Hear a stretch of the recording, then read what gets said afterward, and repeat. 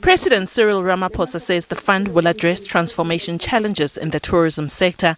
He says the fund is aligned with the National Tourism Sector Strategy of 2016 to 2026.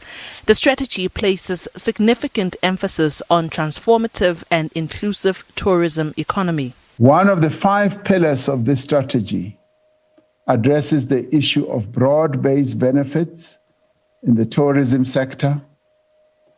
Specifically, also it focuses on transformation, but also on rural and township tourism development. Now, these are areas that have always been neglected, that have always been ignored, and that have always been pushed to the periphery. And people at times did not even know that these areas existed. Now their time has come.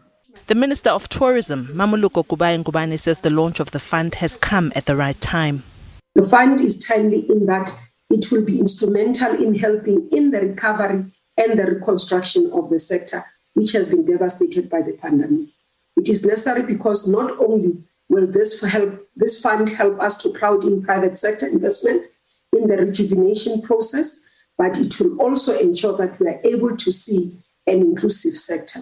The Minister of Small Business Development details the funding terms. The funding terms are structured in such a way as to make the repayment easy, or what we term patient capital, and the terms are as follows. The grant capital injection will be up to a maximum of 20 million rands as determined by the fund scorecard, and the CIFA loan will be accorded to the following terms: funding up to a maximum of 15 million rands per enterprise.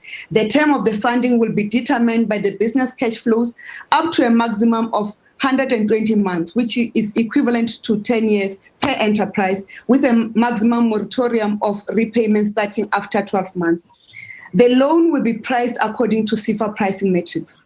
Minister Nchabeni says recipients will also receive non-financial support such as mentorship, market access and necessary business support. Calls for proposals are also being made to entrepreneurs who have projects that need funding. Details of the requirements for the proposals will be made available in due course. Diabo Seito, SABC News, Johannesburg.